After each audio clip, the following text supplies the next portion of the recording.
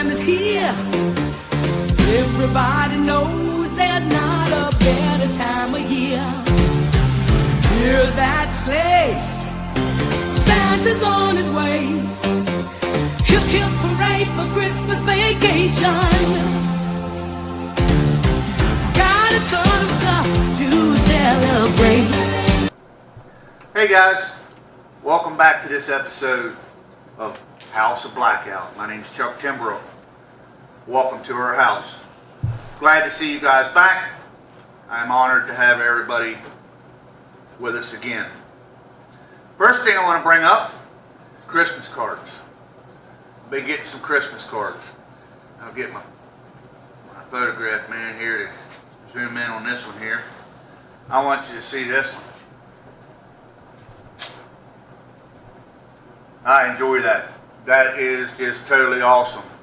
I thank Josh and Lance from Greencastle, PA. That was awesome. Guys, don't forget to send your Christmas cards in or your letters. I love reading them. Remember, it's the House of Blackout, 49 Powell Lane, Martinsburg, West Virginia, 25404. Or you can email me letters also at ct1234567 at comcast.net. Second thing I want to bring up on tonight's show is American Heroes Motorcycle Association. Can't wait to get them guys in here. They do some awesome things with our veterans and with the families of fallen soldiers. And I want to remind everybody about Kevin O.D. Smith, who was a follower of Blackout, who was recently deceased. Prayers to Tina Smith and her family. God bless you guys. Will not forget him. My special guest tonight, Mr. Domonic Brown. A real radio man. I bring you these episodes because it's all about our veterans. And Mr. Brown is a veteran. And he has a talk show. His talk show is WRGG 92.7.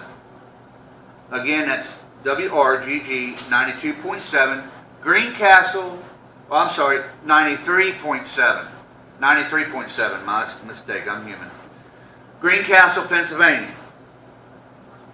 He is on the air every Sunday between 6 and 7 p.m. Check him out. Awesome, awesome show. And I 100% stand behind him. For one thing, because he's a veteran. But anyway, you can also email, after you hear his radio station preview, you can also email him Christmas cards and letters. Let him know he's a veteran. At TOOEZENT@outlook.com. Yeah, so please, that email address, you can send him Christmas cards, letters, and also don't forget to thank him for his service. At this time, I would like to introduce our special guest and a veteran, Mr. Domonic Brown. Domonic, how you doing? Good to see you, brother. Good to see you too. The first thing I need to do, sir, is thank you for your service, man. Thank you for your It's support. an honor for you to be in the House of Blackout. Great to be here. Thank you. Domonic has a radio station, and he does a lot of great things with Wounded Warriors Project. And I remember the first time I met Domonic was at Tina L. Steck's POWMIA honor days, and Domonic had a stand set up to introduce people that didn't know or try to gain more support for Wounded Warriors Project. And I know a lot of people don't know this either. Wounded Warriors Project is national, but we do have two local ones also. We have the Wounded Warriors of PA, which is state, and then we have the Wounded Warriors of Virginia, which is state only. They're the only two that is out so far in the states. I think Maryland's, I think they're working on Maryland, trying to get support for Wounded Warrior for the state of Maryland. But the project, Wounded Warriors Project, is national. So that is a awesome, along with a lot of others. I mean, there's just so many people going aboard with different projects, and it is awesome to see people jumping in and supporting and showing love and support for the families of our fallen and our veterans. Well, Mr. Domonic, tell us a little bit about your service. You know, you went into the service. What year you went into the service, and tell us a little bit about your military experience and how you felt and what you went through. And they want to know, I want to know, because, you know, like I said, we all respect the time and everything that you guys put in, and we want to hear it, you know, directly from you guys. Okay, great. So, as Chuck said, I'm Domonic Brown. I go by Dom Brown.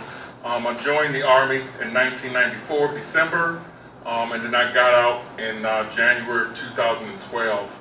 So, a little background. My granddad went to Korean War.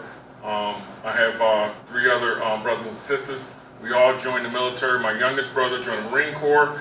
He died in the line of duty on off of his 5th tour. I've done 3 tours. My other brother done 2 tours, and then my sister did 2 tours. So we're a family of veterans, starting from my granddad on down. So I'm originally from the Maryland area, but I came to Chambersburg, Pennsylvania via Letterkenny Army Depot after my 2nd deployment to Iraq. So let's see, basically I joined when I was still in high school, did a split option program. I'm 11 Bravo, which is infantry, 95B, which is military police, 88 Mike, which is truck driver, and 92 Alpha, which is logistics. So I've been in for 16 years, did wonderful. All 16 years was wonderful. I wouldn't change anything in the world. When 9/11 hit, I was actually in Virginia on leave. And when the Twin Towers got hit, I got still had a pager.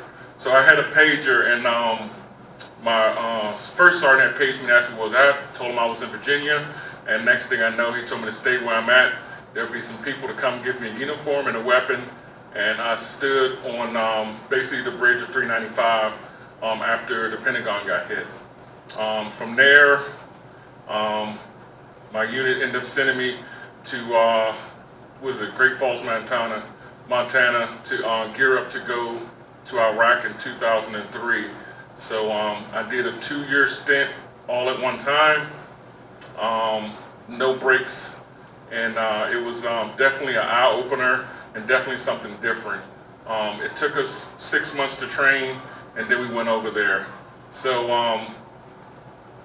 without getting into too many details, imagine going away on vacation for 2 weeks and then coming back.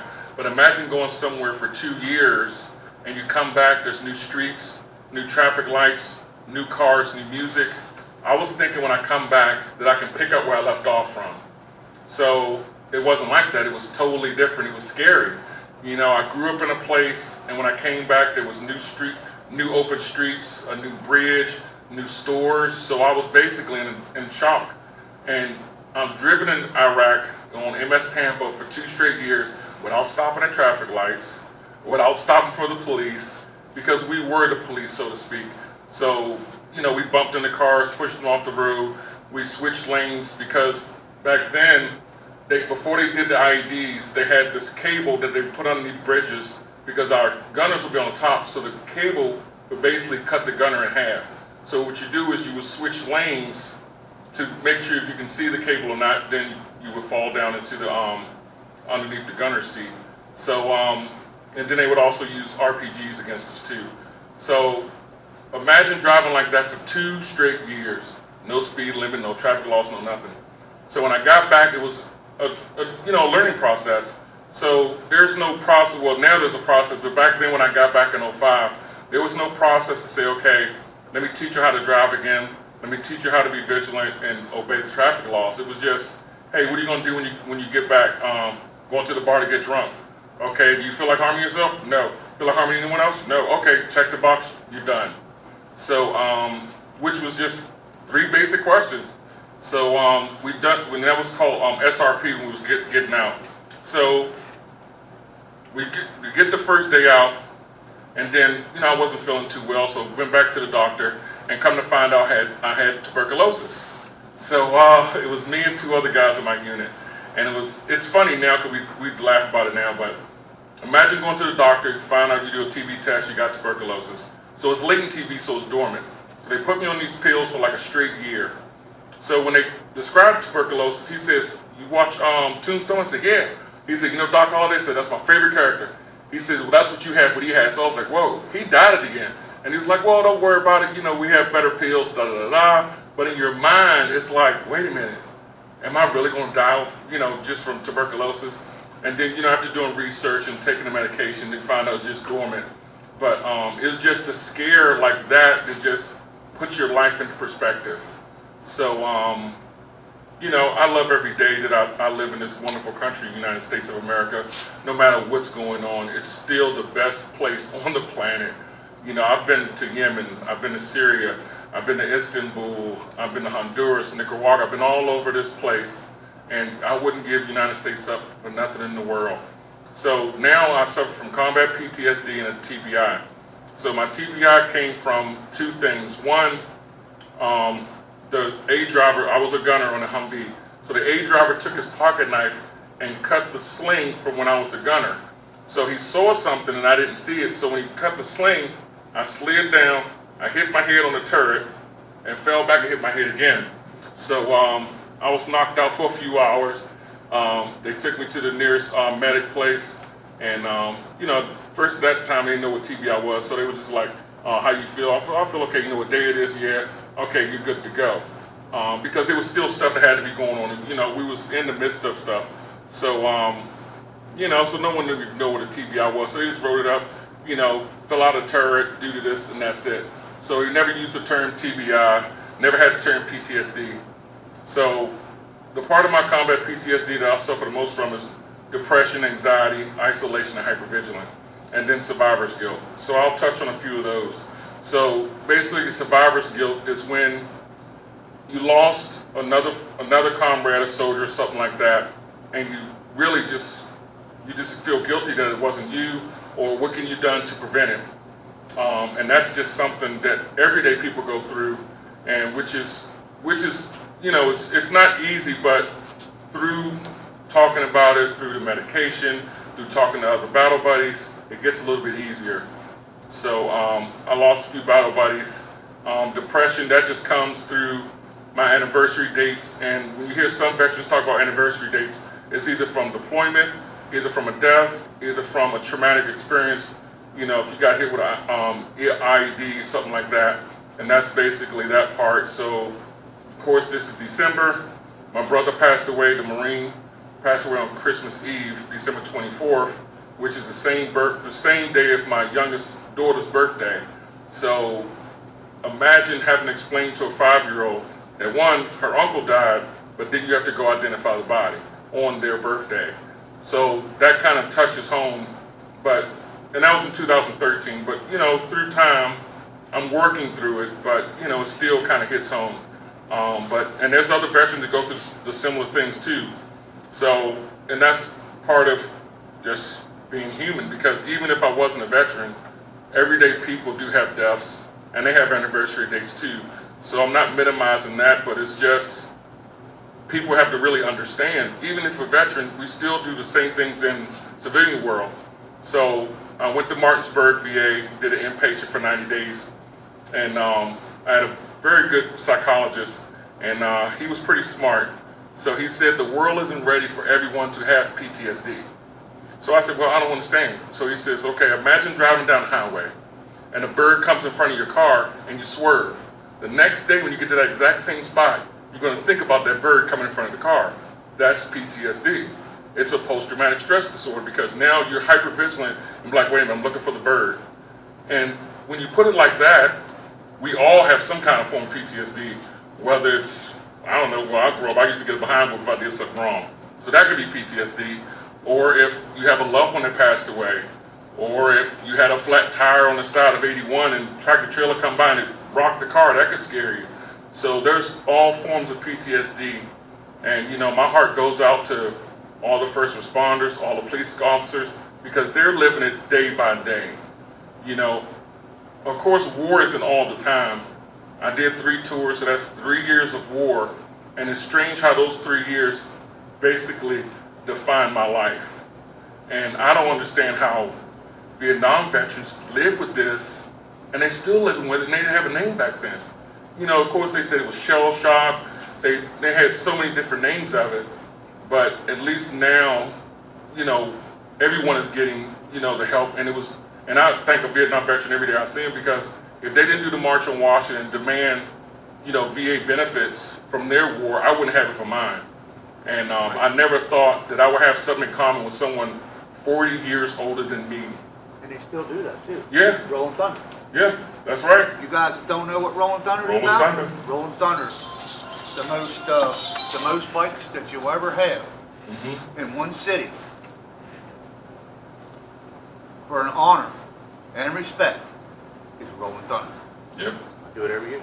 Oh yes, and it's great. If you guys haven't done it or seen it, just Google it, and it's wonderful. It's just so many things with PTSD, hypervigilant. When I go to a restaurant, you know, my wife usually calls ahead, make sure, you know, I'm sitting facing the door, and it's not really, it's more for me so I can see what's going on. And kind of vigilant is just being aware. Hypervigilant when it's like peaked to 100 degrees. And to make it understand better, I'll explain it like I explained to my daughter one day. So my daughter said, she says, so what are you thinking about right now sitting in Ruby Tuesdays? So I said, okay, I said, there's 26 people in here, because for some reason I count people. So there's 26 people in here. If something's to happen, I'll take that guy, push him through the window, and then try to get everyone out as soon as possible. So of course it sounds funny, but that's just how my brain thinks. If there's a situation, on how to alleviate the situation. And it's just, you know, most military people, you know, we have awareness and we have situation awareness and we can calculate things really fast. The only downside for me is I can't calculate personal problems that fast.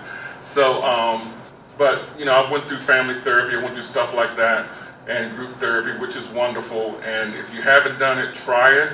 I have a wonderful wife, and she told me one day, she said, you know what, you need to go get help. She said, because I'm not qualified to do this, but, you know, I have a wonderful family, and they understand what I go through. And I like the organization that I do is always American Legion, AMVETS, VFW, Wounded Warrior Project. It's a bunch of them out there, Lone Survival, Purple Heart Foundation. And now they're understanding it's just not the veteran, it's the family too. Yes. Because my daughter actually isolates because I isolate. And I never really thought about that, because the children are very resilient, but they mimic what you do. And some people don't understand that. It's just not they mimic what you say, they actually mimic what they see, because if it works for you, they think it's going to work for them. So my daughter says, well, you never leave the house and you read, you know, the newspaper, you go on your laptop, some do the same thing, which is wonderful, but then it hinders her for social skills. So she, you know, she has a circle of friends, but she's not really out there. So we have outings, and, you know, after we, you know, went through counseling there, she understands. So now she kayaks a lot, so which is pretty awesome. And that's due to Martinsburg, VA. When I was inpatient, they did they had a kayaking thing with Shepherd University. And when my therapist first told me, it was like, you should try this kayaking. And I was like, no, that's stupid. Why would I want to kayak and sit in the water all day? And they're like, trust me, Brown, you need it. So I'm like, okay, so I tried. I was like, all right, you know, it was a little shaky, a little scary. Imagine a 6'4" guy, 300 pounds in a kayak. So when I first got out there, I kind of tipped the kayak. So the guy was like, you might need a canoe. So I was like, damn. So it was pretty funny. And he just happened to have a canoe. So I got in a canoe, it was a little bit easier. So then they did this every Wednesday for 8 weeks. So once I graduated that, they asked if I wanted to come back and volunteer. So I was like, sure. So they was like, you can bring your family or whatever. So I'm like, all right. So of course I have a son and I have a daughter. When you have a son, you can do anything with your son. Go play basketball, go hunting, do this, that, and the other. For my daughter, I really was confused. And it's even harder when you have combat PTSD. So I told my daughter, I said, hey, you know, they have this kayaking thing, you want to come? So she was like, sure. So of course, you know, the organizer was like, hey, would you like to teach veterans how to kayak? So she went through a whole 6-week course, and now she teaches it, and that's how we bonded. And so now me and my daughter really have something in common. We can say that's ours, which is kayaking. It was just like something as simple as going on the water. I thought it was stupid in the beginning, but it brought me closer to a family member. And it was wonderful. It brought me close to my daughter because, you know, not to say your daughter can't play baseball, basketball, stuff like that, but it was difficult to me to say, hey, sweetie, you want to go throw the ball around? And it's like, oh, she may not want to do that, but now it's like, hey, when we going kayaking? That's pretty easy, you know, so it's pretty cool. So along with that, you know, with the PTSD, it's sometimes it's difficult to I would say communicate with your spouse.